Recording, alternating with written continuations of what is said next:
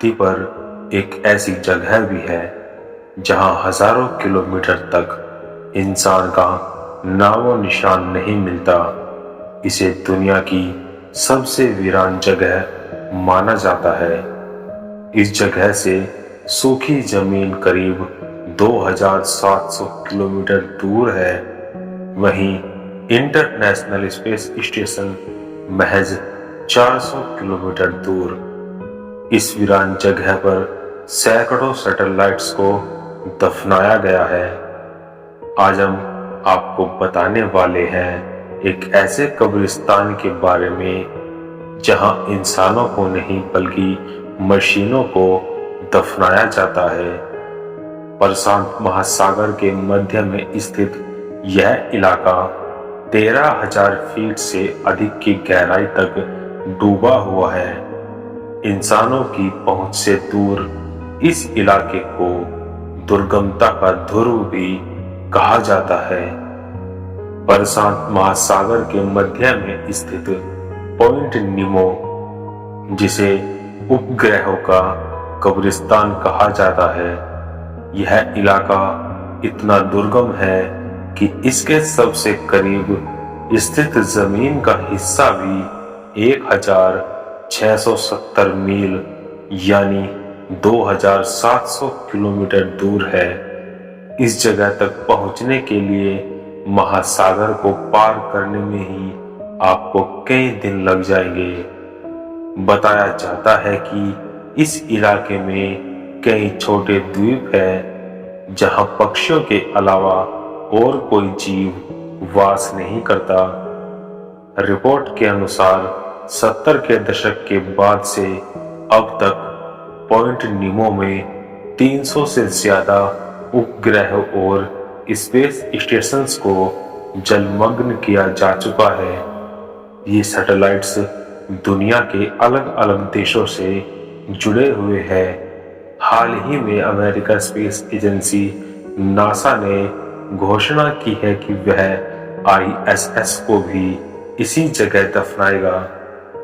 धरती पर ऐसी कई जगह है जहां इतना सन्नाटा पसरा है कि लोगों को वहां किसी भी समय जाने में डर लगता है। सोचिए कि आपको एक ऐसी जगह छोड़ दिया जाए जहां इंसान तो छोड़ो, कोई जीव जंतु या वनस्पति तक ना हो। आपका क्या हाल होगा। ऐसी ही जगह है पॉइंट नीमो।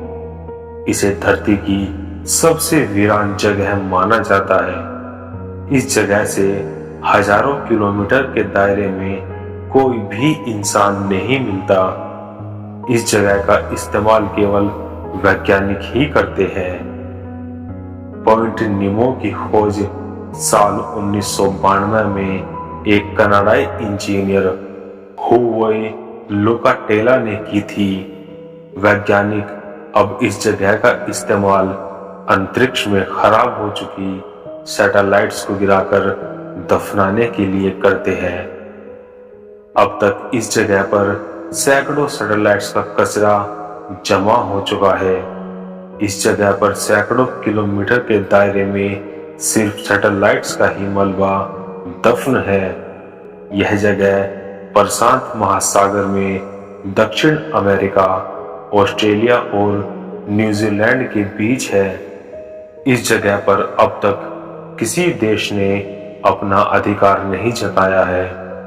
समुद्री वैज्ञानिकों को साल 1997 में पॉइंट नीमो के पूर्व में करीब 2000 किलोमीटर दूर से एक रहस्यमयी आवाज आती हुई सुनाई दी।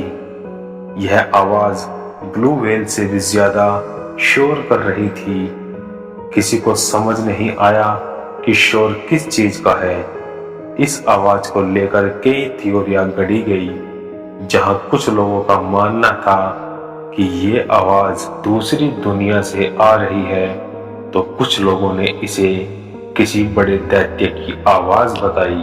हालांकि द ओशन रेस वेबसाइट की रिपोर्ट में US national oceanic and atmospheric administration के हवाले से बताया गया कि इस क्षेत्र में बर्फ की बड़ी चट्टानें टूटती रहती है।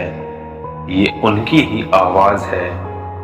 उस समय सुनाई दी आवाज बहुत बड़ी बड़ी बर्फीली चट्टानों के एक साथ टूटने की थी। बर्फ के टूटने पर जो फ्रीक्वेंसी पैदा होती है, वहीं से ये आवाज बन जाती है। नीमो एक लैटिन शब्द है। इसका मतलब कोई नहीं होता है।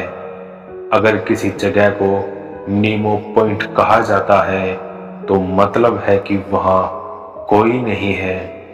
इसे समुद्र का केंद्र भी माना जाता है। इसके सबसे करीब के द्वीप करीब 2688 किलोमीटर की दूरी पर है। यह सैटेलाइट्स के अलावा उनका ईंधन भी गिराया जाता है। ये ढेर इतना ज्यादा है कि इसे धरती पर सैटेलाइट्स का कब्रिस्तान कहा जाता है। जब सैटेलाइट्स का काम पूरा हो जाता है तो वह धरती की कक्षा की ओर खिंचने लगता है। आबादी वाले इलाकों के बजाय इसे पॉइंट नीमो में गिराया जाता है। सबसे पहली बार रूस का सैटेलाइट यहां गिराया गया था। यह लगभग 140 टन का था। दशक भर से कुछ ज्यादा समय स्पेस में रहने के बाद जब यह गिराया गया तो इसका मलबा हजारों किलोमीटर दूर तक फैल गया था। इसके बाद से पॉइंट नीमो में कई सैटेलाइट के मलबे गिराए जा चुके हैं। मलबे को गिराने के पहले आधिकारिक चेतावनी भी दी जाती है ताकि एयर ट्रैफिक ना रहे। आज की हमारी ये वीडियो यहीं तक। मिलते हैं नेक्स्ट वीडियो में। तब तक के लिए बाय एंड टेक केयर।